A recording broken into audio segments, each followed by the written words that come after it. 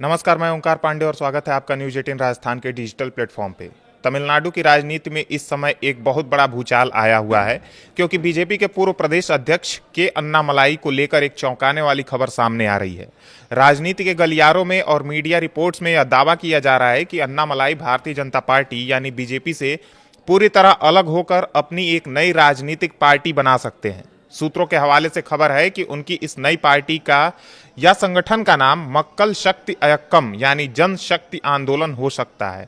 हालांकि इस पूरे मामले पर खुद अन्नामलाई की तरफ से अभी तक कोई भी आधिकारिक बयान या पुष्टि नहीं की गई है, लेकिन कांग्रेस सांसद कीर्ति चिदंबरम ने सोशल मीडिया पर इस खबर को लेकर बीजेपी का मजाक उड़ाते हुए कहा है कि तमिलनाडु में एक और नई पार्टी बनने वाली है। अगर हम समझने की कोशिश करें कि आखिर अचानक ऐसा क्या हुआ कि बीजेपी के इतने बड़े और आक्रामक नेता को अपनी राह नई बनानी पड़ी, तो इसके पीछे केंद्र सरकार की 3 भाषा नीति को लेकर पैदा हुए मतभेद सबसे बड़ी वजह माने जा रहे हैं।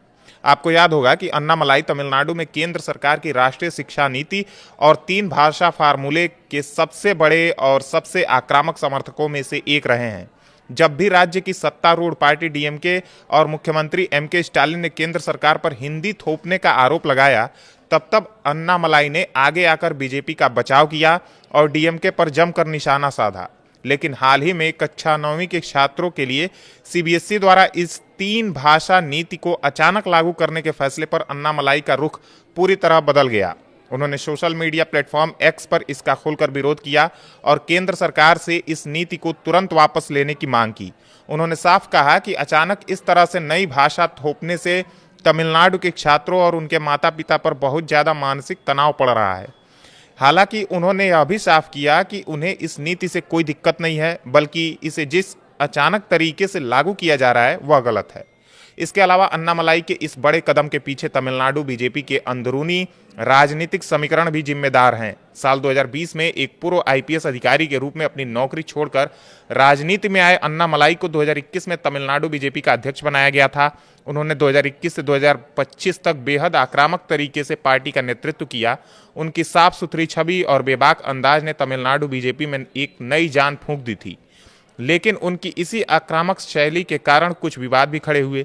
उन्होंने तमिलनाडु के दिग्गज नेताओं जैसे कि सीएन अन्नादुरई और जे जयाललिता पर कुछ ऐसी विवादास्पद टिप्पणियां कर दी जिससे बीजेपी की सबसे बड़ी सहयोगी पार्टी एआईएडीएमके बेहद नाराज हो गई। नतीजा यह हुआ कि दोनों पार्टियों का पुराना गठबंधन टूट गया और दोनों ने अलग अलग चुनाव लड़ा, जिसका खामियाजा दोनों को भारी नुकसान के रूप में भुगतना पड़ा। कहा जा रहा है कि जब बाद में गठबंधन को दोबारा जोड़ने की बात आई तो एआईएडीएमके के एक प्रमुख ई पलानीस्वामी ने बीजेपी के सामने सबसे बड़ी शर्त यही रखी कि पहले तमिलनाडु में बीजेपी के प्रदेश अध्यक्ष को बदला जाए। इसके बाद बीजेपी आलाकमान ने अन्नामलाई की जगह नयनार नागेंद्रन को राज्य का नया अध्यक्ष नियुक्त कर दिया। दिलचस्प बात यह है कि अन्नामलाई ने अब तक अपने राजनीतिक करियर में राज्य में कोई भी बड़ा चुनाव नहीं लड़ा है और उन्हें लोकसभा या विधानसभा चुनाव के लिए टिकट भी नहीं दिया गया था। अब सवाल यह उठता है कि अगर वह नई पार्टी बनाते हैं तो उनका प्लान क्या है। खबरों के मुताबिक अन्नामलाई का अपना एक एनजीओ है जिसका नाम वी द लीडर्स है। वह इस एनजीओ के जरिए एक नया आंदोलन खड़ा करने की तैयारी में है, जहां वह युवाओं को राजनीति में आने के लिए खास ट्रेनिंग देंगे।